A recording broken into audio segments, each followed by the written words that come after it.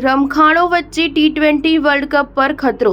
બાંગ્લાદેશમાં થઈ ચૂક્યા છે 133 મોત.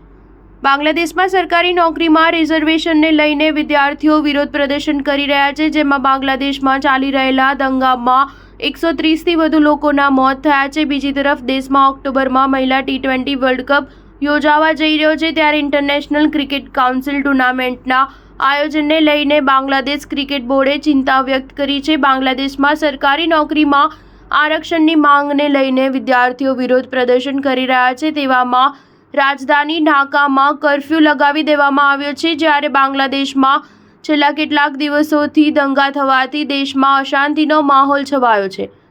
તેવામાં સ્થિતિને કાબૂમાં કરવામાં માટે સેનાના જવાનો તૈનાત કરી દેવામાં આવ્યા છે. બીજી તરફ ઓક્ટોબર મહિનામાં મહિલા ટી20 વર્લ્ડ કપ થવા જઈ રહ્યો છે, ત્યારે તેની જાહેરાત 3 ઓક્ટોબરે કરવામાં આવશે. આ સાથે 20 ઓક્ટોબરે મીરપુર અને સિલહેટમાં મેચ રમાશે, જેમાં ગ્રુપ એની ભારતીય ટીમ 4 ઓક્ટોબરે ન્યૂઝીલેન્ડ, 6 ઓક્ટોબરે પાકિસ્તાન, 9 ઓક્ટોબરે શ્રીલંકા અને 13 ઓક્ટોબરના દિવસે ઓસ્ટ્રેલિયા સાથે મેચ રમાશે. બીજી તરફ આઈસીસી બોર્ડને લઈને પીટીઆઈએ કહ્યું કે આખી દુનિયામાં સુરક્ષાની સ્થિતિ પર નજર રાખવા માટે અમારી પાસે સ્વતંત્ર એકમ છે.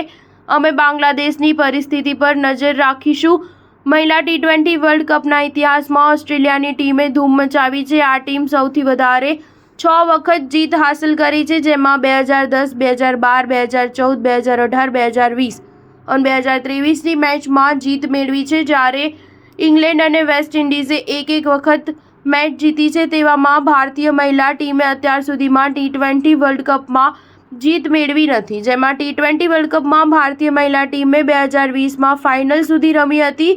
બીજી તરફ આ વખતે હરમનપ્રીત કૌરની કેપ્ટનશીપ હેઠળ ભારતીય મહિલા ટીમ પહેલી વખત આઈસીસી ટ્રોફી જીતવા પ્રયત્ન કરશે. સ્ટાર ન્યૂઝ 7 હંમેશા સચ્ચાઈની સાથે.